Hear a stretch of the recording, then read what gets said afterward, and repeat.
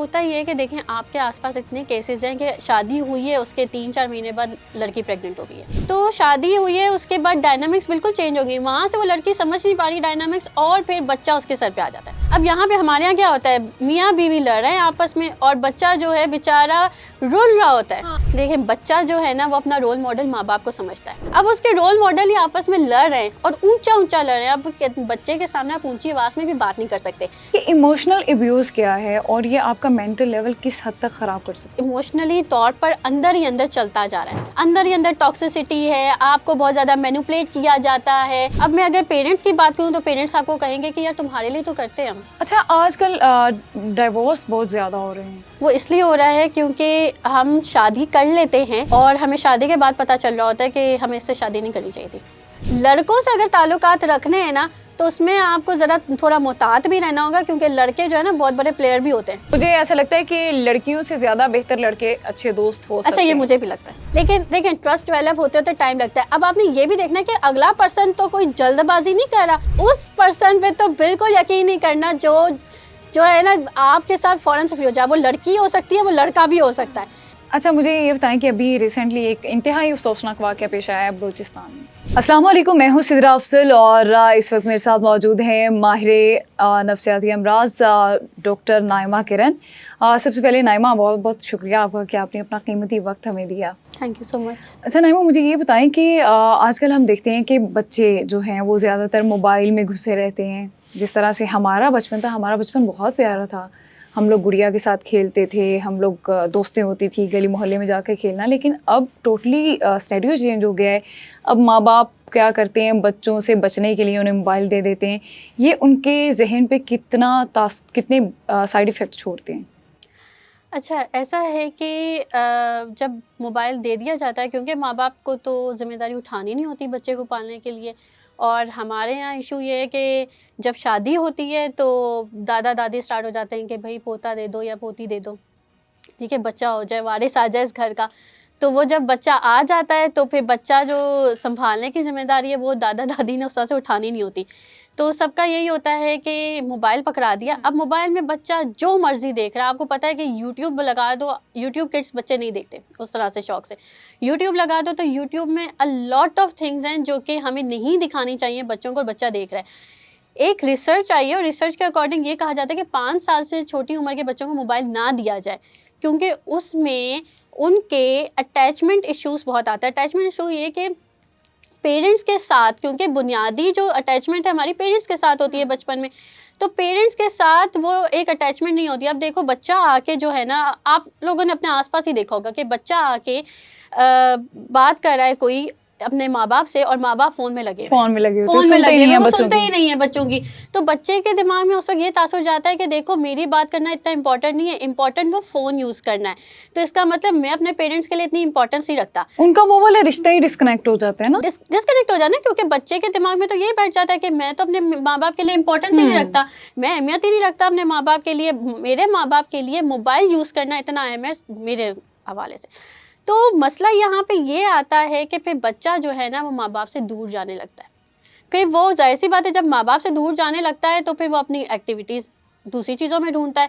वो या तो टीवी देखेगा या मोबाइल में चीज़ें देखेगा। अब उससे इश्यूज़ ये आते हैं कि अगर घर में और लोग नहीं हैं, क्योंकि हमारे यहाँ आजकल जॉइंट फैमिली सिस्टम जो है वो ख़त्म ही हो रहा है तकरीबन। और लोग पसंद ही नहीं करते हैं, लड़कियां हाँ, भागती हैं जॉइंट फैमिली से कि यार इवन मुझे जॉइंट फैमिली में शादी नहीं करनी है। इवन लड़कियां अब तो शादी से पहले ही कह देती हैं कि मुझे अलग घर में लेके दोगे तो मैं शादी करूंगी, वरना मैं शादी नहीं करूंगी। तो लड़कियों की तो अब डिमांड ही अलग से ये आती है कि अलग घर में जाना है। तो जब ये अलग घर में जाना है तो उसके बाद जब बच्चे हो जाते हैं तो बच्चों को जब आसपास घर वाले, क्योंकि वो जो दूसरे लोग होते हैं दादा दादी, वो फिर भी थोड़ा बहुत संभाल लेते, थोड़ा बहुत बच्चे को अपने पास रख लेते, क्योंकि अब कल्चर ऐसा है कि मियाँ बीवी को एक साथ काम करना है। अब एग्जैक्टली क्योंकि अकेले एक की तनख्वाह में नहीं चीज़ें चलती हैं और इतनी आसाइशें चाहिए, अच्छा इतना नहीं, सब मैं कुछ। एक और बात कि दादा दादी चाह रहे होते हैं कि शादी के फौरन बाद ही हमें एक पोता मिल जाए, घर में एक खिलौना आ जाए। तो कितने टाइम के बाद बेबी प्लानिंग करनी चाहिए? मतलब जो पेरेंट्स होते हैं, लड़का या लड़की हैं, वो मेंटली प्रिपेयर्ड नहीं होते, लेकिन दबाव की वजह से हमारा जो माशरती दबाव है वो इतना ज़्यादा बढ़ जाता है कि वो बच्चा पैदा कर लेते हैं, लेकिन उनके बाद उनसे संभाला नहीं जाता। होता ये है कि देखें, आपके आसपास इतने केसेस हैं कि शादी हुई है, उसके 3-4 महीने बाद लड़की प्रेग्नेंट हो गई है। अब शादी की डायनामिक्स को समझना ही एक टफ काम है कि शादी हो जाती है, शादी के बाद लाइफ चेंज हो जाती है इंसान की, वो डायनामिक्स चेंज हो जाती है, फैमिली चेंज हो जाती है, घर चेंज हो जाता है एक लड़की का। तो शादी हुई है, उसके बाद डायनामिक्स बिल्कुल चेंज हो गई, वहाँ से वो लड़की समझ नहीं पा रही डायनामिक्स, और फिर बच्चा उसके सर पे आ जाता है। अब बच्चा सर पे आ गया, डेट मीन्स कि लड़की का जो एक है ना मदरहुड आ जाना, एक लड़की का रोल चेंज हो गया, वाइफ से अब वो मदरहुड की तरफ आ गई है। और लड़के का भी ऐसे होता है, जो है हस्बैंड से वो फादरहुड की तरफ चला जाता है।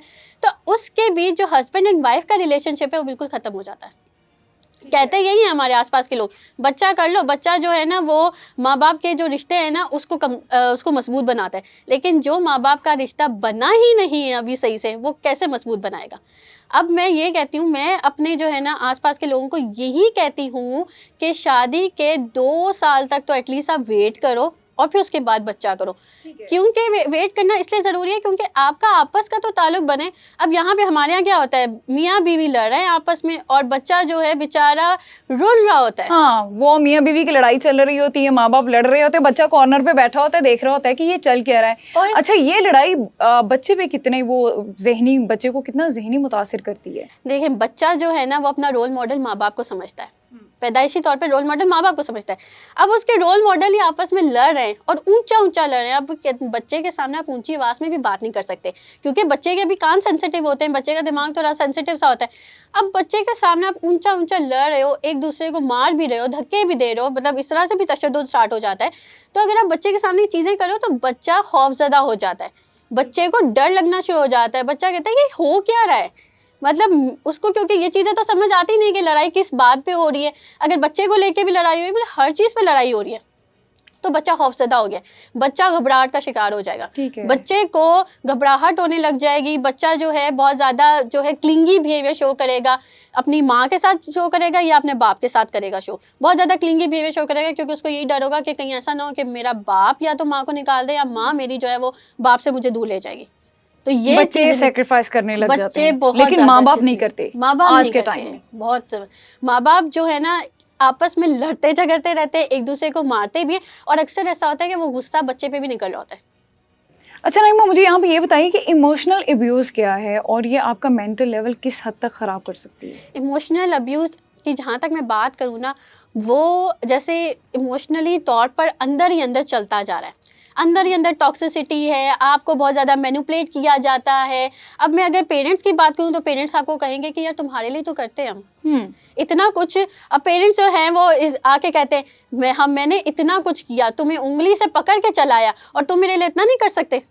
हाँ। ये मैनिपुलेशन जो खास तौर पे होती है, फिर जो पार्टनर्स में मैनिपुलेशन होती है कि मैं तुम्हारे लिए इतना करता हूँ, मैं तुम्हारे इतना काम करता हूँ, तुम मेरे लिए इतना नहीं कर सकती, मैं तुमसे इतना प्यार करता हूँ और तुम मेरे लिए इतना नहीं कर सकती, तुम मुझसे प्यार नहीं करती, इसका मतलब।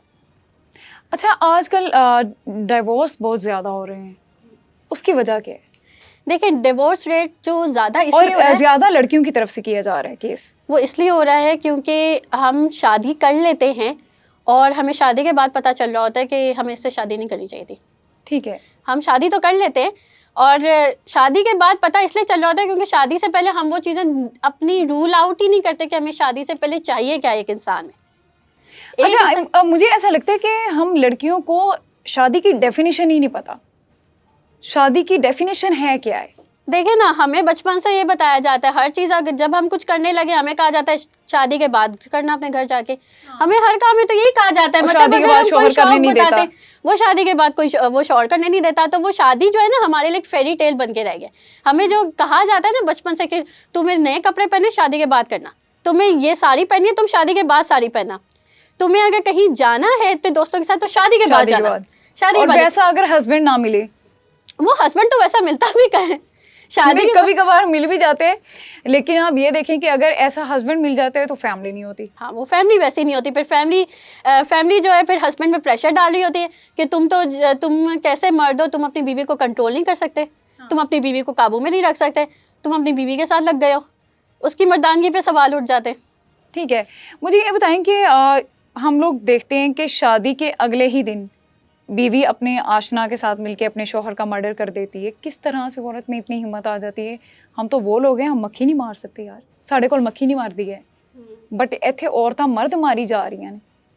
अब देखिए, एक जो फीलिंग्स हैं, जो लव अफेयर इतना अरूज पे था, पेरेंट्स ने इजाज़त नहीं दी उस लव अफेयर की। अब हो सकता है कास्ट से बाहर हो या ख़ानदान से बाहर हो, वो कुछ कहते हैं ख़ानदान से बाहर नहीं करनी, अब सैयदों का होता है सैयद ज़ात से बाहर नहीं करनी, और कुछ होता है कास्ट से, जैसे आना ही कहते हैं कि हमें कास्ट से बाहर नहीं करनी। तो ये जो अच्छा, ये कास्ट वाला क्या ही सीन है, कास्ट मुझे वाला आज तक बहुत समझ में नहीं आती। आपने करनी तो शादी है ना, एग्जैक्टली तो कास्ट का क्या ही लेना देना है। अगर आपकी कास्ट में कोई अच्छा लड़का नहीं है तो माँ बाप खोते के साथ ब्याह देंगे अपनी बेटी को। बहुत बहुत ऐसा ही है, और ऐसा करते हैं पेरेंट्स, ऐसी शादी कर देते हैं और फिर बाद में वो बंदा जो है आपकी बेटी को अब्यूज कर रहा होता है, मार पीट रहा होता है, और वो उस पे भी नहीं रहते, उसमें कहते हैं कि तुम्हारी लाश उसी घर से वापस लाश आएगी। घर से निकले, और जब लाश निकलती है फिर वही लोग सड़कों पे आ जाते हैं कि हमारी बेटी के साथ जुल्म हो गया। पहला जुल्म तो माँ बाप खुद करते हैं। खुद करते हैं ना, लेकिन वो इसलिए क्योंकि माँ बाप इस चीज को कबूल ही नहीं करते कि हमारी पसंद के बगैर लड़की कैसे बाहर गई, हमारी इसमें तो अच्छा, थी नहीं नहीं, मर्जी। मुझे ना एक बात अभी तक समझ में नहीं आई, लड़का करे तो ठीक, लड़की करे तो गलत। हम लोगों ने कभी नहीं देखा कि बहन ने गैरत के नाम पे भाई का मर्डर किया हो, बहन ने गैरत के नाम पे भाई के मोबाइल को देख के भाई को मार दिया हो, या माँ बाप ने अपने बेटे को उसकी लाश लेने से मना कर दिया हो कि नहीं जी ये तो हमारे बस से बाहर था। बेटी के लिए ये सारी चीज़ें हम आज भी देखते हैं। हालांकि ये ज़माना जाहिलियत में पाया जाता था और अभी भी ये चीज़ें हैं हमारे माशरे में। वो इसलिए है क्योंकि बेटी को जो है ना चीज़ समझा जाता है, इंसान तो समझा ही नहीं जाता ना बेटी को, चाहे जितना मर्जी माँ बाप प्यार करने वाले हो, लेकिन वो एट द एंड बेटी को समझते हैं कि ये हमारा सासा है, ये जो चीज़ है अगर ना, ये बेटी हमारी असासा इज्जत है तो बचाएगी। आप हर चीज में बेटी को बराबर के हकूक क्यों नहीं देते? नहीं देते ना, वो बोटी भी अगर देखे ना, बोटी भी अच्छी बोटी जो होगी वो बेटे को मिल कहते रही हैं होगी। पाट वाली बोटी ना बेटे वास्ते रख दो। हाँ, अच्छी बोटी है वो बेटे को मिलेगी, बाहर से खाना आया या कहीं से भी खाना आया, अच्छा वाला जो हिस्सा है ना वो बेटे के लिए निकाल दिया जाएगा, और जो थोड़ा सा खराब हिस्सा या कोई इस तरह का जो बचा हुआ हिस्सा है वो भी बेटी के लिए दिया जाएगा। ये तो हमारे घरों में चलता आ रहा है। किस तरह से हम इसे खत्म कर सकते हैं? ख़त्म करना, देखें सोसाइटी में ये चीज़ें बहुत ज़्यादा हैं, अब आपको हर दूसरे तीसरे घर में ये चीज़ दिखेगी। अगर इसको ख़त्म करना है ना तो सोसाइटी में चेंज लाना होगा। सोसाइटी से पहले हमें अपने घर को नहीं चेंज करना चाहिए, घर को चेंज करना क्योंकि चाहिए। जब तक आपके घर में ये सारी चीज़ें नहीं बदलेंगी, आपके पेरेंट्स आपके लिए स्टैंड नहीं लेंगे, तो डेफिनेटली ये चीज़ें नहीं बदलेंगी। पेरेंट्स को स्टैंड लेने से पहले ये समझना होगा कि देखें, क्योंकि हमारा माशरा, क्योंकि कलेक्टिव हमारा माशरा मिलजुल के रहने पे जो है वो फोकस करता है। जो वेस्टर्न माशरा है वो कहता है कि अलग अलग रहे, अलग अलग एक फैमिली है। तो अब हमारा माशरा जो मिलजुल के रहने पे फोकस करता है ना, तो उसका यही होता है कि हमारा एक ख़ानदान है भाई, एक ख़ानदान में जो है ना ये चीज़ें चलती आ रही हैं, ख़ानदान में ये चीज़ें नहीं चलती आ रही। तो अब अगर पेरेंट्स को स्टैंड लेना है ना, तो पेरेंट्स को उनसे थोड़ा अलग होना पड़ेगा, बच्चों थोड़ा के लिए अलग, खुद स्टैंड लेना बच्चों के लिए स्टैंड लेना पड़ेगा, मजबूत होना पड़ेगा, क्योंकि खानदान वाले बातें करेंगे, खानदान वाले से बातें नहीं करते, खानदान वाले आस-पास के लोग भी बातें तो बातें करते ही हैं। रहते हैं। मुझे एक और बात बताएं कि आपके घर में एक ऐसा बच्चा भी होता है जिसे बलि का बकरा बना दिया जाता है, क्योंकि वो सेक्रीफाइस कर रहा होता है, और हर चीज़ में उसे बोला जाता है कि बेटा कोई गल नहीं। और ये हमेशा पहला बच्चा होता है। नहीं, ये ज़रूरी नहीं है कि पहला ही बच्चा हो। ये एक बच्चा ऐसा जो होता है जो बहुत सब्र करने वाला होता है, सबकी एक्सपेक्टेशंस उसी बच्चे के साथ लग जाती हैं कि तू सब्र कर, और वो बच्चा अंदर ही अंदर मर जाता है। ऐसा है, बहुत ज़्यादा है। और नहीं, ये अक्सर मैंने बड़े बच्चों के साथ देखा है, जो बड़े बहन भाई होते हैं ना, वही बेचारे सब्र कर रहे होते हैं। वो अब मैंने ऐसे भी मर्द देखे हैं जो शादी नहीं करते, कहते कि हमने जो है ना अपनी बहनों की शादियाँ करनी है, और वो बुढ़े हो जाते हैं, शादी नहीं कर पाते कि बहनों की शादियां करनी है। तो ऐसे भी लोग हैं जो बेचारे कुर्बानियां देते देते रह जाते हैं। अब बेटी है तो वो भी कुर्बानी दे रही है कि वो अगर किसी को पसंद भी करती है ना, तो वो नहीं बोलेगी, क्यों? क्योंकि मेरी वजह से ये होगा कि खानदान वाले बातें बनाएंगे, आसपास के लोग बातें बनाएंगे, और जो मेरी बहनें जो पीछे बैठी है ना, उनकी शादी नहीं होगी।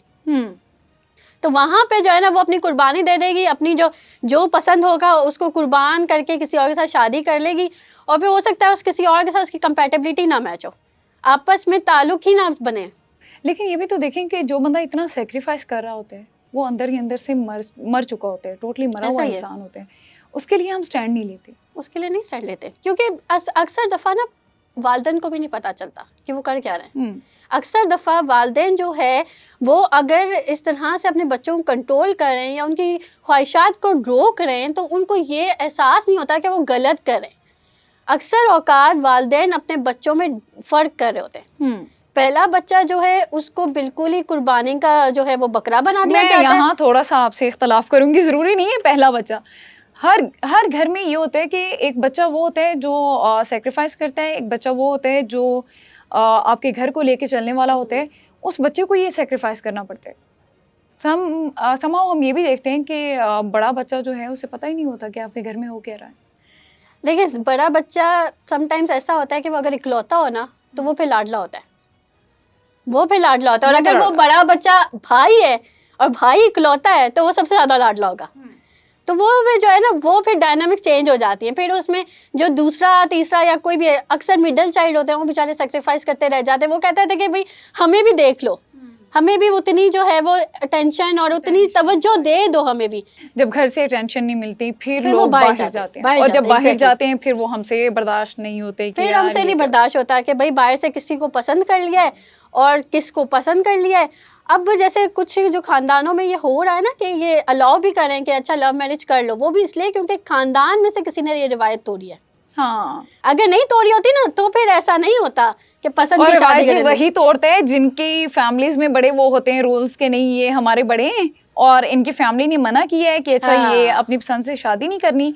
वही घर के जो बच्चे होते हैं ये रूल्स तोड़ रहे होते हैं कि नहीं भाई। बिल्कुल ऐसा ही है, बिल्कुल ऐसा ही है। वही जो लोग होते हैं जो ज्यादा बातें भी वही बनाने वाले लोग होते हैं, उन्हीं के ही घर के तरफ से रूल्स। अच्छा मुझे ये बताएं कि जो लोग अंदर ही अंदर मर चुके होते हैं, हम उन्हें देखते हैं कि वो दिन में ऑफिस में अगर जा रहे हैं या स्कूल गोइंग बच्चियां हैं, यूनिवर्सिटी गोइंग है, हम उन्हें हंसता मुस्कुराता देखते हैं, लेकिन वो अंदर से मरी होती हैं और उसे हम समझ नहीं पा रहे होते कि ये क्या है।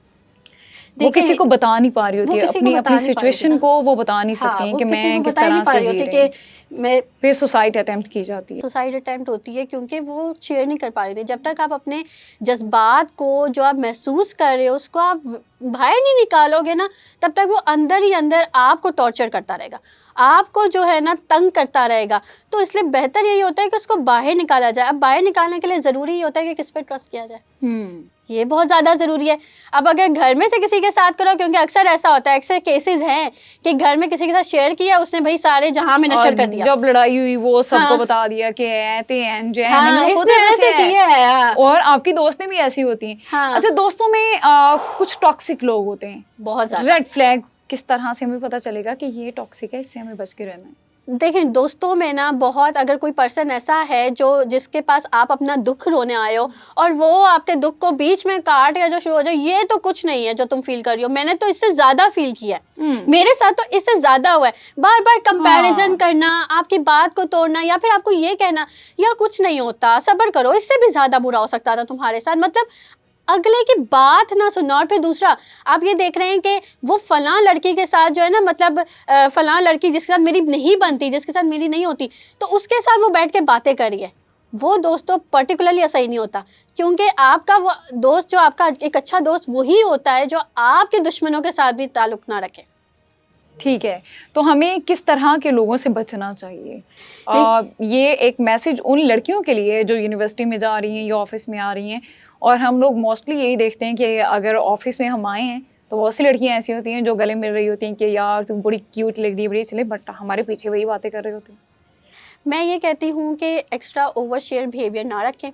ओवर शेयरिंग का मतलब ये है कि ठीक है आप रोजमर्रा की बातें कर ली, लेकिन अपने सीक्रेट्स वगैरह जब शेयर करने की बात आती है ना, वो ना करें। आप पहले ये देखें कि अगला कर रहा है आपके साथ शेयर।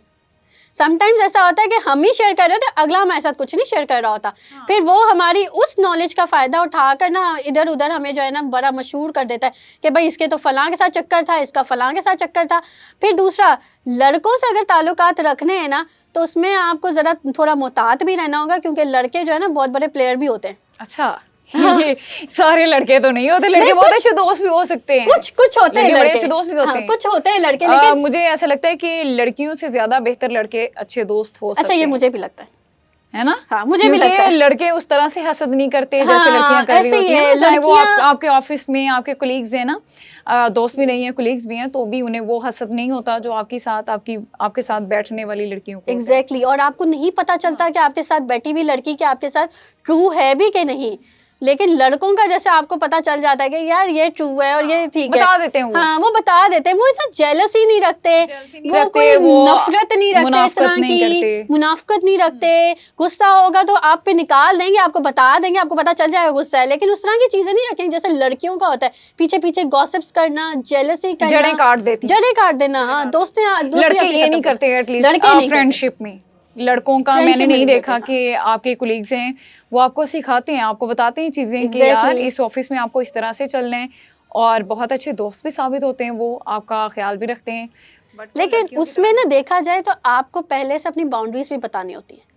हमारे यहाँ क्योंकि बाउंड्रीज बताई नहीं जाती, फिर क्या होता है, वो दोस्त होते हैं, फिर उसके थोड़ी देर बाद फिर कुछ और बन जाते हैं। अच्छा, ये भाई वाला क्या सीन है, पहले वो बाजी बाजी और उसके बाद हाँ, वो कहते हैं ये अक्सर यूनिवर्सिटीज में होता है, ये यूनिवर्सिटीज में देखा है मैंने कि ये तो भाई हम लोग बहन भाई हैं, हम लोग तो अच्छे दोस्त भी हैं, बहन भाई हैं, लेकिन देखो ये मेरे से छोटा है या मेरे से बड़ा है तो बहन भाई हैं।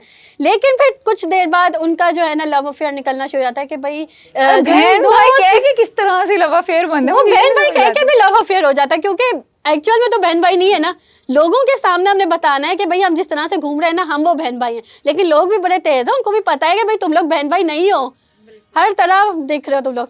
अच्छा, मुझे ये बताएं कि अभी रिसेंटली एक इंतहाई अफसोसनाक वाक़या पेश आया है बलूचिस्तान में। बानो नाम की एक लड़की है जिसे कत्ल कर दिया गया है, और उनके जिरगे की रिवायात के मुताबिक उस लड़की को कत्ल किया गया क्योंकि वो किसी और को पसंद करती थी। तो क्या कहेंगे आप, इस तरह के वाक़यात हमारी ऐसी बहुत सी बानों हैं हमारे इर्द गिर्द जिन्हें मार दिया जाता है, लेकिन वो मीडिया पे रिपोर्ट नहीं होते। जो केस मीडिया पे रिपोर्ट हो जाते हैं डेफिनेटली उस पर एक्शन लिया जाता है। अब देखें, ये केस अगर मीडिया पे नहीं आता ना तो ये भी एक गुमनाम केस बन जाता। मैंने एक रिसर्च देखी है, एक ऑर्गेनाइजेशन की रिसर्च है, उन्होंने 2024 में रिसर्च की है, और उन्होंने बताया कि हर साल 1000 के करीब ऑनर किलिंग केसेस होते हैं। मतलब आप यकीन करें कि 1000, और पकड़े नहीं जाते लोग, 15% रेट है उनका पकड़े जाने का, तो पकड़े नहीं जाते लोग, वो तो बहुत कम है। लेकिन ऑनर किलिंग के केसेस इतने ज़्यादा हैं कि अब ये देखें, ये कबायली इलाका था, कबायली इलाके में ये ज़्यादा इसलिए भी समझा जाता है क्योंकि वो उनकी एक जो है ना, लड़कियों को अंदर रखना, लड़कियों को ज़्यादा आज़ादी नहीं देना, और वो पढ़ाते भी नहीं हैं, लड़कियों को पढ़ाते भी नहीं, क्योंकि वहाँ पे आप अगर एजुकेशन का रेट देखो ना बहुत कम है, लड़कियों का बहुत कम है, उनको स्कूल निकलने नहीं देते, और अगर स्कूल में गलती से कोई मेल टीचर है तो वो पढ़ने नहीं जाना ही नहीं है पढ़ने, क्योंकि आदमी से तो पढ़ने नहीं देना। तो अगर कोई लड़की अगर ऐसा कदम उठाती भी है, मुझे नहीं लगता कि लड़की ने अपने घर बात नहीं की होगी, लड़की ने अपने घर जरूर बात की होगी। मुझे जहाँ तक मुझे लगता है कि लड़की जब घर में बता देती है, माँ बाप को चाहिए कि आप छानबीन करें, 80% तक तो माँ बाप को हक होता है। मैं कहती हूँ कि माँ बाप को हक है कि वो जाके देखें, छानबीन करें, अगर लड़का नहीं अच्छा, फैमिली नहीं अच्छी, वो अपनी बच्ची को समझाएं। Exactly. लेकिन माँ बाप उस लड़के के साथ शादी नहीं करेंगे अपनी बेटी की जिस लड़के को वो पसंद करती है। वो उस जाहिल के साथ अपनी बेटी को ब्याह देंगे जो उसको जानवरों की तरह रखेगा, मारपीट करेगा, गालम गलोच, एंड देन लड़की को बोला जाता है कि उसी घर से आपका जनाजा निकले। अभी ये अगर हम कोयटा वाला ये जो सीन है इसको देखें तो माँ ने कहा है कि बिल्कुल दुरुस्त किया गया है, क्योंकि ये हमारे जिरगे में इसी तरह से होता है, और जिरगे की रवायात के अकॉर्डिंग ही मेरी बेटी का मर्डर हुआ, कत्ल किया गया। मतलब माँ खुद कह रही है, माँ कैसे कह सकती है? ये देखें, ये जो है ना, ये इन लोगों ने अपने आप को मॉरली जस्टिफिकेशन देते हैं बिहेवियर की। ये कहते हैं कि देखें इस लड़की ने जो काम किया है ना, गलत किया है, ये अब हमारे खानदान पे एक धब्बा है, ये दाग है, अगर हम इसको मारेंगे नहीं ना तो हमारे खानदान की जो बाकी लड़कियां हैं ना वो इससे इंस्पिरेशन लेगी, इससे जो है ना ये आइडिया सीखेंगी और फिर वो भी यही काम करेंगी, और इस तरह से एक काम होता जाएगा। बगावत पे आ जाती है ना लड़कियां, औरत बगावत पे आ जाती है। तो माँ हो या जो भी हो खानदान का, उनके दिमाग में ये बातें इसलिए हैं क्योंकि उन्होंने अपना ये एक यकीन बनाया हुआ है कि हमारे घर से अगर औरत ऐसा करती है तो वो गलत है, वो एक धब्बा है सोसाइटी के लिए, लेकिन खत्म हो जाना चाहिए। ये कानून बेटे के लिए क्यों नहीं है? बेटे आपका बेटा करे तो ठीक, आपका बेटा बाहर से गोरियां लेके आ रहा है ठीक, लेकिन अगर आपकी बेटी ने कर दिया तो आप मार रहे हैं। और माँ कह रही है, मुझे सबसे ज्यादा हैरत इसी बात पे हो रही है कि एक माँ खुद कह रही है कि बहुत अच्छा किया है, दुरुस्त किया गया है। मेरे वो शेरबाज सातक ज़ई जिसने जो सरदार है वो कबाइल का, उसने बोला है कि उसको रिहा किया जाए और बाकी सब तमाम मुल्जिमान को जो 11 पकड़े गए उन्हें भी रिहा करें। देखिए, एक चीज जब मिलके होती है ना, एक गुनाह जब मिलके किया जाता है, एक कलेक्टिव था ना, क्योंकि कलेक्टिव ही बहुत सारे लोग थे, एक किसी एक का फैसला नहीं था, तो जब एक गुनाह मिलके किया जाता है ना, तो फिर गिल्ट उधर ख़त्म हो जाता है, गिल्ट उधर गायब हो जाता है। फिर सब कहते हैं कि देखो हम सब ने मिलके किया। वहाँ पे एक इंडिविजुअल गिल्ट होता है ना, एक अलग पर्सन का गिल्ट होना, वो ख़त्म हो जाता है। लेकिन माँ बाप को तो अपने बच्चों के लिए स्टैंड लेना चाहिए, माँ बाप का तो राइट बनता है। अगर माँ बाप ही अपनी बेटी को मक्तलगाह में वो लड़की गई है, उस लड़की की आंखों में नदामत नहीं थी, डर नहीं था, क्योंकि उसको पता था कि इन्होंने मुझे मारना है, नहीं किया, इन्होंने मुझे मारना है। उसके हाथ में कुरान पाक था, उसने कुरान पाक पकड़ाया, उसने बोला कि मुझे हाथ ना लगाना। और सुनने में ये आ रहा है कि उनकी रिवायत है कि वो पत्थरों से मारते हैं अगर कोई लड़की इस तरह से अफेयर में पाई जाती। उसका अफेयर था। तो बजाय इसके कि माँ बाप बाद में इसी तरह से लड़कियों के मर्डर हों, हम क्यों नहीं ये लव मैरिज की तरफ जाते? देखिए उन्होंने जो है ना अपने उनके साथ रहना है, आसपास के लोगों के साथ रहना है, कम्युनिटी के साथ रहना है। अब अगर वो इस तरह से अलग भी हो जाए ना, तो कम्युनिटी उनको नहीं जिंदा रहने देगी। कम्युनिटी उनको कहेगी कि देखो तुम गलत करो। और फिर क्योंकि ये जिरगे वाला मामला हो जाता है, तो जिरगे में जो होता है ना, बाप की फिर नहीं चलती ना माँ की चलती है। जिरगे में फिर फैसला सुनाया जाता है। फिर कहते हैं कि ये हमारे बलोचियों के जो है ना, ये इस रिवायत पे इसे धब्बा लगाया लड़की ने, तो इसको मर जाना चाहिए। और इसी तरह से सिर्फ यहाँ नहीं है सिस्टम, यहाँ केपीके में है, कबायली इलाके जहाँ भी हैं, ये जो जिरगे वाला हिसाब है, पंचायत वाला हिसाब है, वहाँ पे माँ बाप की नहीं सुनी जाती, माँ बाप को फोर्स किया जाता है। माँ बाप के कान में जब आप बार बार एक बात करो, नेगेटिव बात ही करो, तो फिर इवेंचुअली आपका भी यकीन बन जाता है। और फिर एक मैं इसमें ना साइकोलॉजिकल फिनोमेना बताऊंगी कि एक फिनोमेना है जिसमें आपका दो बिलीव्स के दरमियान, दो जो आपके बिलीव्स होते हैं ना, उसके दरमियान एक टेंशन शुरू हो जाती है। उसकी वजह से साइकोलॉजिकली आपके साथ बड़ा आप बहुत परेशान हो जाते हो, मैं किस बिलीफ पे यकीन करूं। तो एक बिलीफ होता है मैं अपनी बेटी से बहुत मोहब्बत करता हूँ, और एक होता है कि मेरी बेटी ने ये गुनाह किया है, उसको मर जाना ही बेहतर है। अब इस दोनों में जो सबसे इजी बिलीफ है वो ये है कि मैं मोहब्बत करता हूँ, वो एलिमिनेट हो जाता है। आई एम सॉरी, मैं आपको काट रही हूँ। आपने ये बात की कि एक बाप होता है, वो कहता है कि मैं अपनी बेटी से मोहब्बत करता हूँ, और उसको मार दिया जाता है कि ठीक है, इससे जिंदा रहने से बेहतर है मर जाए। अभी एक ड्रामा आया है शेर वाला, जी जी, जिसमें दानिश तैमूर जो हैं वो और सारा हैं। बाप अपनी बेटी को खुद जहर दे रहा है। तो ये हमारे मुआशरे में क्या सबक दिया जा रहा है, हमारे मुआशरे में कितना इफेक्ट करेगा ये सारी चीजें? देखिए वो तो दिखा ये रहे ना कि होता ही ऐसे है, चीजें हो ऐसे रही हैं, चीजें जो रिपोर्ट हो रही हैं वो हो ऐसी रही हैं। लेकिन इस तरह के ड्रामे देखकर ये तो मनफी असरात मुरतब नहीं करेगा ड्रामों में ना, क्योंकि ड्रामे वाले जो मीडिया वाले ना, वो इस चीज को जस्टिफाई ऐसे करते हैं कि देखें हम ड्रामों में अगर ये चीज दिखा रहे हैं ना, तो इसके बाद हम ये भी तो दिखा रहे हैं ना कि अच्छा क्या हुआ है। लेकिन हम बाद वाला नहीं देखते, हम बाद वाला नहीं देखते, हम पहले वाला देखते हैं कि यार वो ड्रामे में देखा था। अब भाई है ना, भाई छोटा भी है, अगर उसका अफेयर है तो इशू नहीं है, लेकिन बहन का है तो वो भाई उठ के अपनी बहन को थप्पड़ तक मारने के लिए जाते हैं कि ठीक है भाई। आप ये देखे ना कि लड़की जब टीन एज में पहुंचती है तो उसके फोन चेक किए जाते हैं। हाँ, भाई फोन चेक कर रहा है, उसका छोटा भी होगा ना, भाई चेक करेगा फोन कि तुम किसी लड़के से तो बात नहीं करी। तो लड़की को जो, क्योंकि अगर लड़की बात कर भी रही है तो उसको छुप के जो है वो बात करनी पड़ती है। हाँ। छुप छुपा के जो है वो चीजें करनी पड़ती हैं। और फिर जब उसका अफेयर पकड़ा जाता है, फिर उसको जो है ना कठेरे में लाके खड़ा कर दिया जाता है। तो ये तो बचपन से जो है ना लड़कियों के साथ चलता आ रहा है। हाँ, इसके मुकाबले में अगर लड़के गए तो वो कहते हैं कि कोई बात नहीं, मर्द तो करता ही है, मर्द का काम है। हाँ, मर्द का काम है। यहाँ पे हम मर्द को क्या नाम दें? मर्द का कोई नाम नहीं है यहाँ पे। यहाँ पे हम मर्द को क्या नाम दें कि अच्छा मर्द कर रहा है तो खैर है। हाँ, औरत को गैरत के नाम पे मार दिया जाता है, औरत को गैरत के नाम पे किसी भी खोते के साथ भी ब्याह देंगे कि नहीं भाई हमारी तो गैरत, मर्द करे तो खैर। क्योंकि देखे मर्द, पगड़ियां तो मर्दों के सर पे जाती हैं। वही ना, मर्द ने क्योंकि विरासत चलानी है ना, मर्द से जो है खानदान का नाम चलता है। तो मर्द को जो है, और फिर हमारे यहाँ जो मर्दानगी है उसकी पहली निशानी यही देखी जाती है कि वो अपनी घर की औरतों को कैसे कंट्रोल में रखता है, कैसे काबू करके रखता है। तो अगर जो है ना किसी की औरत अगर आज़ाद है, या चलो वो कहते हैं कि थोड़ी आज़ादी दी है, यूनिवर्सिटी में पढ़ रही है, या तो कहते हैं नहीं ये मर्द सही नहीं है, इसकी ये देखो इससे तो लड़कियां काबू में नहीं रहती। अगर उसकी बहन चली जाती, चलो पसंद की शादी कर ली, तो फौरन से लोग आके कहेंगे यार तुम कैसे मर्द हो कि तुम्हारी बहन पसंद की शादी कर ली। खराब करते हैं, माशरा खराब करता है। फिर जो माशरा, क्योंकि माशरे में ही रहना है, तो वो कहते हैं कि हमारी इज्जत खराब हो गई।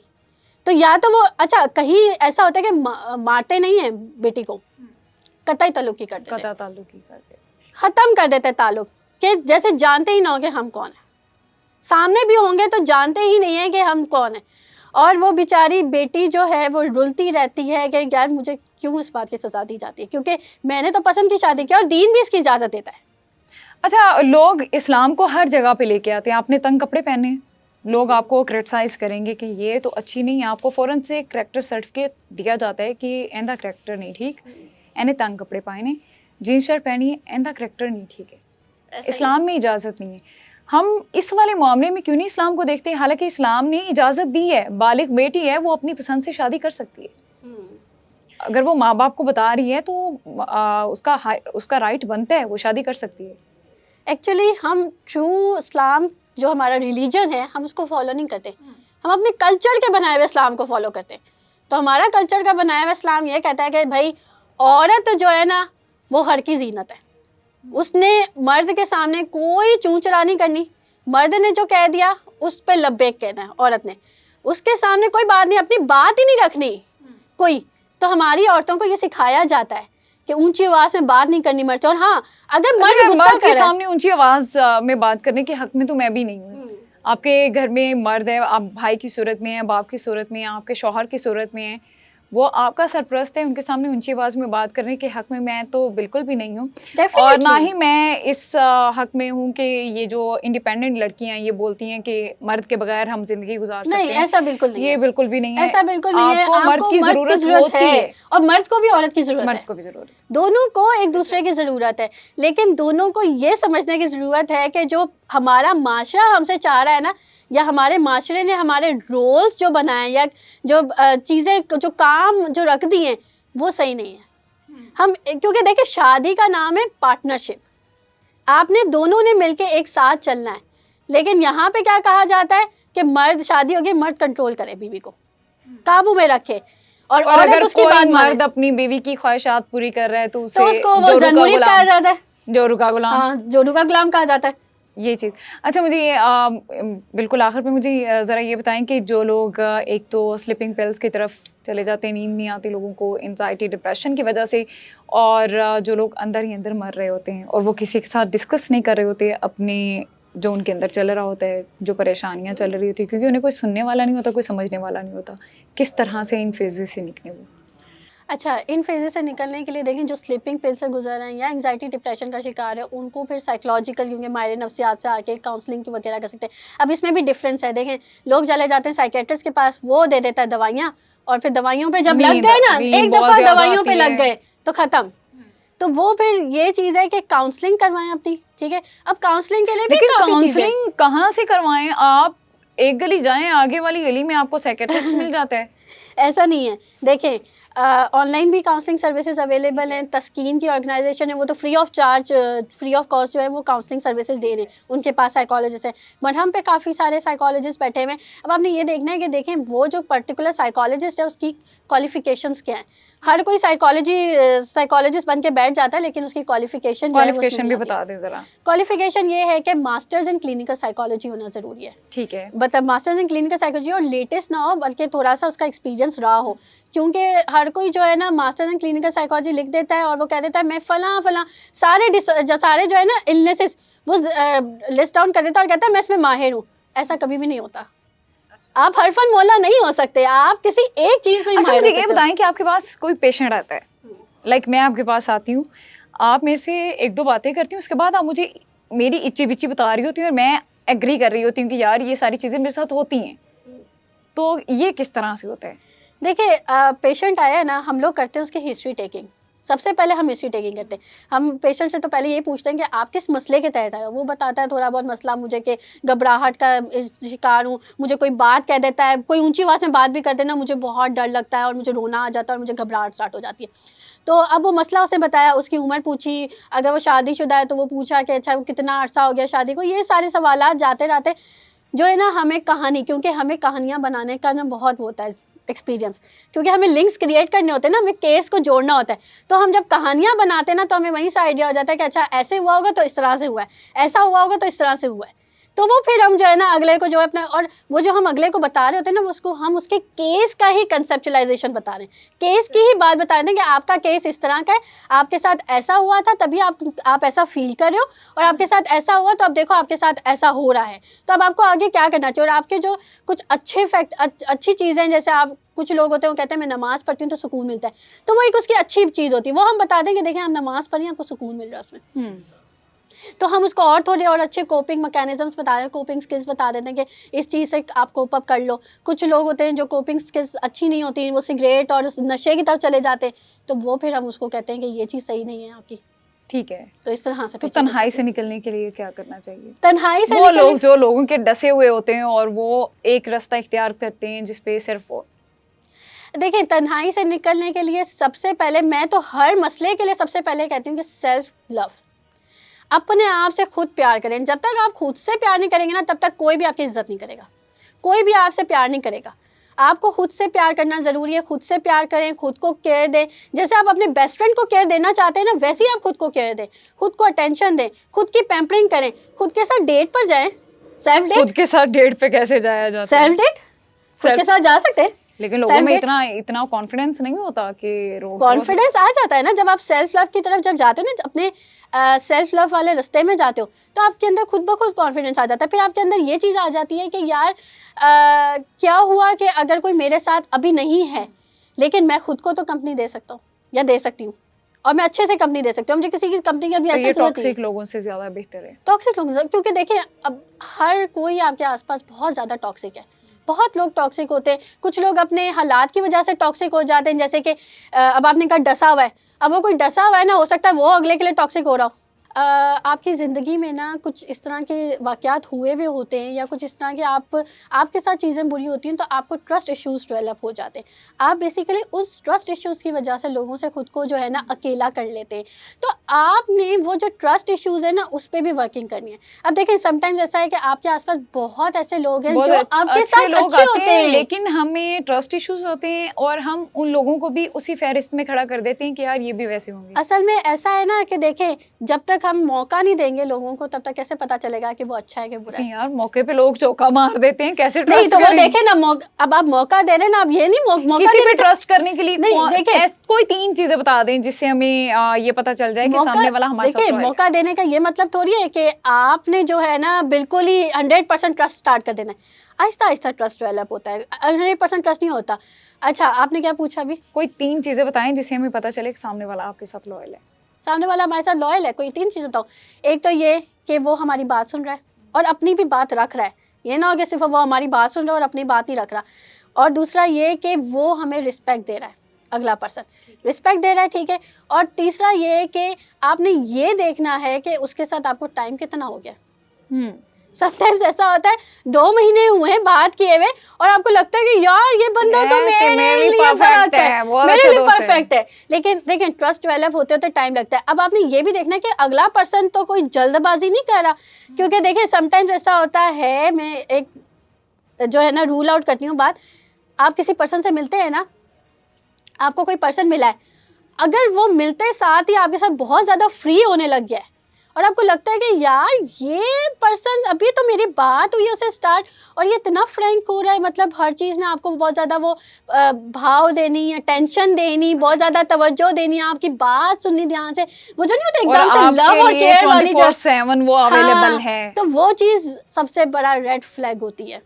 उस पर्सन पे तो बिल्कुल यकीन नहीं करना जो है ना आपके साथ फ़ौरन से फ्री हो जाए। वो लड़की हो सकती है, वो लड़का भी हो सकता है। तो ये चीज़ मैं सबको यही कहती हूँ कि देखो, अगर आपके साथ कोई फ्री हो रहा है ना बहुत ज़्यादा, क्योंकि देखो हम आपस में मिलते हैं, हमें अपने फ्रैंक होने में टाइम लगता है। इन द सेंस कि बहुत फ्रेंडली हो रहा है, या फिर ये कि आपकी केयर कर रहा है, बहुत ज़्यादा आपको पैम्पर कर रहा है, इस तरह ये सारी चीज़ें जो है ना वक्त के साथ साथ डेवलप होती है। आप किसी से मिले हो और 2 दिन बाद वो शुरू हो गया, ये तो नहीं होता। अगर वो 2 दिन के बाद आपका ख्याल रख रहा है, इसका मतलब ये कि बच जाओ उस बंदे से, बच जाओ उस बंदे से।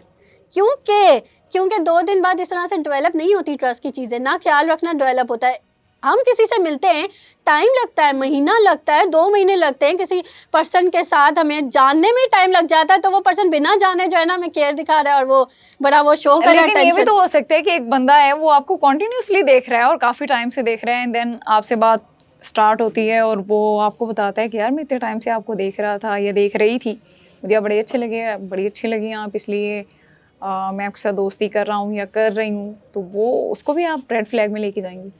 देखिए, अगर बड़े टाइम से देख रहा है, अच्छा भी लग रहा है, और अगर वो शादी के लिए आ रहा है और शादी के लिए शादी के लिए, दोस्ती के लिए, दोस्ती के लिए कह हाँ, रहा है, अगर दोस्ती के लिए दोस्ती के लिए कह रहा है, कह रहा है या कह रही है, हाँ, दोनों सूट। समटाइम्स ऐसा होता है कि देखिए आप ऐसे पर्सन को मौका दे देते हो, आप बड़ा वो इंस्पायर्ड होते हो अगले ऐसे पर्सन से कि यार देखो ये तो मुझे काफ़ी अरसे से नोट कर रहा है, और देखो ये तो बड़ा मतलब मुझ पे ना काफ़ी टाइम से वो कंसिस्टेंट है, लेकिन जब आप उसको मौका देते हो ना, वो चौका मार देता है।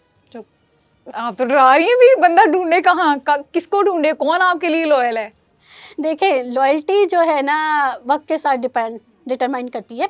लॉयल्टी ऐसे नहीं है, कभी कभी ऐसा होता है कि आप अगले को छोड़ के चले जाते हो, हाँ, कभी कभी ऐसा होता है, तो लॉयल्टी इस चीज़ को डिटरमाइन नहीं करती।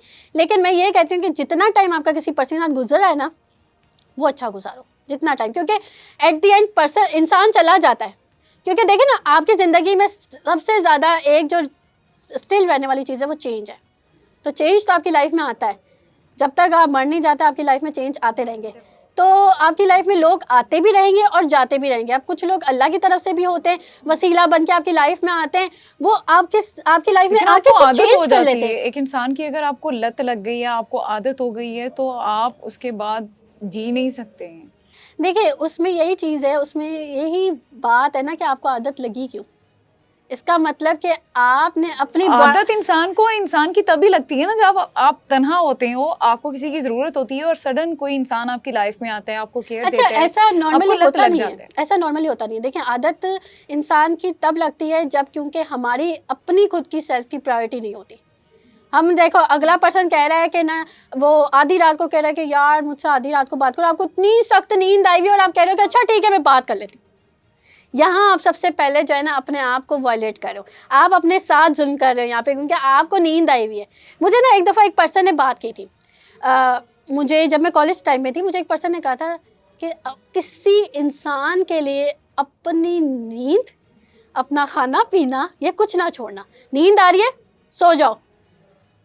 किसी इंसान को टाइम देने के लिए ना अपनी रूटीन यहाँ से वहाँ नहीं करना, क्योंकि ज़रा सी आपने रूटीन यहाँ से वहाँ की, आपको होगा कि अच्छा चलो एक दिन मैं कर लेती हूँ, फिर वो दूसरे दिन भी आपसे मांगेगा, फिर तीसरे दिन मांगेगा, फिर चौथे दिन, ऐसे मांगते मांगते आपको भी आदत लगने लग जाएगी अगले पर्सन की। और आदत तभी लगती है जब आपके पास कोई और चीज़ है ही नहीं करने को। वेले इंसान हो आप, जो बिजी रहने वाला इंसान होता है ना, उससे आदतें नहीं लगती। जो अपने अपने कामों में इतना बिजी रहता है कि उसको मैसेज करने तक का टाइम नहीं मिल पाता। फिर उसके बारे में ये बोला यार तुम बड़ी घमंडी हो, तुम बहुत घमंडी हो। देखिए, अब औरत को तो हर जगह जो है ना अपना करेक्टर सर्टिफिकेट देना ही पड़ता है। औरत को अब देखें, गाड़ी ड्राइविंग हो रही है, ठीक है, जरा सा मोड़ गलत काट दिया तो पीछे से हम लोग नहीं कहते पक्का औरत ही होगी। हाँ, तो औरत को तो हर गलती हमेशा औरत की है। हाँ, गलती औरत की गलती नहीं है, मर्द की गलती नहीं। और फिर जब शादी हो जाती है तो मर्द कहना शुरू कर देते हैं कि औरत तो अपनी गलती मानती ही नहीं है, मर्द से मनवाती है, मर्द बेचारा है। फिर शादी के बाद कहते हैं औरत बेचारी नहीं, मर्द बेचारा है। नहीं, कुछ केसेस में ऐसा भी होता है जिसमें मर्द भी बेचारा होता है। मैंने बहुत से ऐसे केसेस देखे। बहुत से केसेस में मर्द बेचारा होता है, लेकिन क्योंकि हमने जो है ना सोसाइटी में एक वो लेबलाइजेशन कर दी है, हाँ, तो उसमें हम लेबलाइजेशन में जो है ना एक कैटेगरीज में डाल देते हैं। औरत है, अगर औरत शादी से पहले वो बेचारी है, ठीक है, शादी के बाद जो है ना कहीं कहीं बेचारी होगी, कहीं कहीं होगी इसी के। देखिए, अब औरत के साथ कहीं कुछ हो जाता है, जैसे अब ये टिकटॉकर जो सना यूसुफ थी, उसका आया था मर्डर का केस, फौरन से लोगों ने कैरेक्टर असैसिनेशन कर दिया, और लोग कह रहे हैं कि भाई उसकी वीडियोस ऐसी नहीं थी। फिर भी जो है वो लोग कह रहे हैं कि नहीं, इसी का कसूर है, ये मरना डिजर्व करती है। और बहुत से लोगों ने लिखी है बातें, हाँ, कि मरना डिजर्व लिखा करती है। कि अच्छा हुआ, एक बुराई खत्म हो गई और इसको मर जाना चाहिए था, इस तरह की चीजें। अब वो बाद में पता चला कि वो उस बंदे ने शादी से जब इनकार हुआ, जैसे मना किया प्रपोजल से मना किया, तो वो जो है उस बंदे ने उसको मारा है। फिर वो बात आई, लेकिन उससे पहले तो औरत की आपने कैरेक्टर असैसिनेशन कर ली सारी, औरत पे तो इल्ज़ाम डाल दिए। अच्छा, रियल लाइफ में भी ना अगर मैं देखूं तो कुछ मर्द ऐसे हमें मिलेंगे अपनी लाइफ में, ऐसे मर्द मिलते हैं, कुछ ऐसे कुलीग्स मिलते हैं जो बिला वजह हमारी ज़िंदगी में ना बातें करना शुरू कर देंगे, यार तुम ये चीज़ करो, तुम वो चीज़ करो, तुम ऐसे कपड़े क्यों पहनते हो, तो रोक टोक। और अच्छा, उनसे आपका कोई ताल्लुक नहीं है, अपनी लग जाएंगे। लेकिन हम समटाइम इसको पॉजिटिव वे में भी लेके जाते हैं कि यार अगर ये हमें कह रहा है तो ये हमारे लिए कुछ बेहतर ही देखिए वो सोच कहने के। का तरीका होता है ना। अब कहने वाला अगर ऐसे कह रहा है कि यार देखो तुम ना इस तरह से जैसे मॉड स्कॉट कपड़े पहन के आती हो, तो यहाँ पे क्योंकि माहौल ऐसा नहीं है, तो वो फिर ना लोग फिर अजीब बातें करते हैं, तो वो फिर इस तरह से समझाने का तरीका है। लेकिन अब अगर अगला पर्सन आके जो है ना आप पे बात थोप रहा है कि तुम भाई अब कल से इस तरह के कपड़े ना पहन के आना, ये तुम तो इस तरह के कपड़े पहन के आते हो, सब लोग समझते हैं कि तुम बाजारी औरत हो। अच्छा, ब्लैक एंड वाइट थिंकिंग के बारे में बताएं कि जरा ये है क्या है? देखिए ब्लैक एंड वाइट थिंकिंग ना एक तरह से हमारी सोच का या हमारा दिमागी जो है ना वो एरर है, जिसको हम कहते हैं आम अल्फाज में कॉग्निटिव एरर। अच्छा, ब्लैक एंड वाइट थिंकिंग ये है कि हम कहेंगे या तो ये एक अच्छा है, या बिल्कुल अच्छा इंसान है, या बिल्कुल ही बुरा इंसान है। हम कोई ग्रे जो है ना लेवल्स नहीं लेके आते कि ये इतना अच्छा है या इतना बुरा भी है, क्योंकि नॉर्मली एक इंसान होता है वो ग्रे लेवल्स में होता है, अच्छा भी होता है और बुरा भी होता है। ब्लैक एंड वाइट में जो है ना हम ज़्यादा ही ओवर आइडियलाइज कर देते हैं या ओवर ही डीवैल्यू कर देते हैं अगले को, कि हम कहते हैं कि यार ये तो बहुत अच्छा इंसान है, इसके बगैर तो अच्छा इंसान हो ही नहीं सकता। और जब उस अच्छे इंसान से आपकी शादी हो जाती है, फिर आप कहते हो कि यार ये कितना गंदा इंसान है, ये मेरा क्या नहीं रहता, की गलती होगी। हाँ मैंने तो गलती कर ली, मतलब मैं तो जरा शक्ल वकल देखकर आ गई, या चलो मैंने कहा कि चलो ये ख्याल रखता है मैं इस पे आ गई, लेकिन ये तो अब शादी के बाद ख्याल ही नहीं रख रहा मेरा, ये तो अपने माँ और बहनों की सुनता है।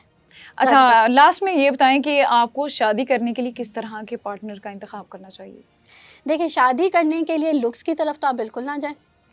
ठीक है, लुक्स कहीं ना कहीं मैटर करते हैं, क्योंकि अट्रैक्शन भी होना एक ज़रूरी है। पुरकशिश तो होना चाहिए इंसान को कि अट्रैक्शन भी हो, वो ज़्यादा ज़रूरी है, आगे सेटिस्फेक्शन होती है इंसान को हर तरह से। लेकिन उसके अलावा देखें कि वो लॉयल्टी और रिस्पेक्ट देने में कैसा है।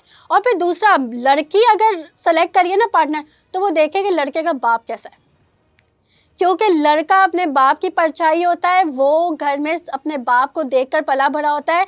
और जितना मर्जी लड़का बोले ना कि मेरा फादर अगर अब्यूसिव है और मैं नहीं हूँ, वो फिर भी होगा, देखना गुस्से में हाथ उठाएगा कहीं ना कहीं। तो ये ज़रूर देखें, और लड़की को भी ऐसे ही देखते हैं, कहते हैं कि वो माँ को देखें, लड़की की माँ को, कि लड़की की माँ कैसी है। लेकिन लड़के का मैं स्पेशली क्योंकि कहूँगी आजकल, क्योंकि ज़्यादातर लड़की वाले जब जाते हैं और उनको पता नहीं चलता, क्योंकि लड़के वाले बहुत अच्छे बन रहे होते हैं सो कॉल्ड, तो वो फिर मैं उनको कहती हूँ कि लड़के के बाप को ज़रूर देखना है आपने, और रिस्पेक्ट देखें। देखें लव आपका ना हो जाता है, वक्त के साथ साथ डेवलप हो जाता है। अगर लव नहीं हुआ ना कभी, तो वक्त के साथ साथ डेवलप हो जाएगा, मगर रिस्पेक्ट बहुत ज़रूरी है। अगर रिस्पेक्ट का एलिमेंट नहीं है तो लव उसके बगैर कुछ नहीं है। जरा ਉਹਨਾਂ ਕਰਨ ਲਈ ਵੀ ਇੱਕ ਮੈਸੇਜ ਦੇ ਦਿਓ ਜਿਹੜੇ ਕਹਿੰਦੇ ਨੇ ਕਿ ਕੁੜੀ ਨਹੀਂ ਪੜਾਣੀ, ਕੁੜੀ ਪੜਾ ਦਿੱਤੀ ਤੇ ਹੱਥ ਚੋਂ ਨਿਕਲ जाएगी। वो इसलिए कहते हैं ना, क्योंकि अगर लड़की पढ़ लिख जाएगी तो अपने हक के लिए खड़ी होगी, वो जो हक हम दबा रहे हैं। तो फिर उनके लिए यही है कि देखें, अगर आप अपनी बेटी को जिंदा लाश बनाना चाहते हैं तो फिर नहीं पढ़ाएं, लेकिन अगर आप चाहते हैं कि आपकी बेटी पढ़ लिख कर आपका नाम रोशन करे, तो फिर प्लीज़ उसको पढ़ाएं। ठीक है, अपनी बेटी को लाजमी पढ़ाएं। और हमारे साथ ही नाइमा बहुत बहुत शुक्रिया आपका, आपने हमें अपना कीमती वक्त दिया।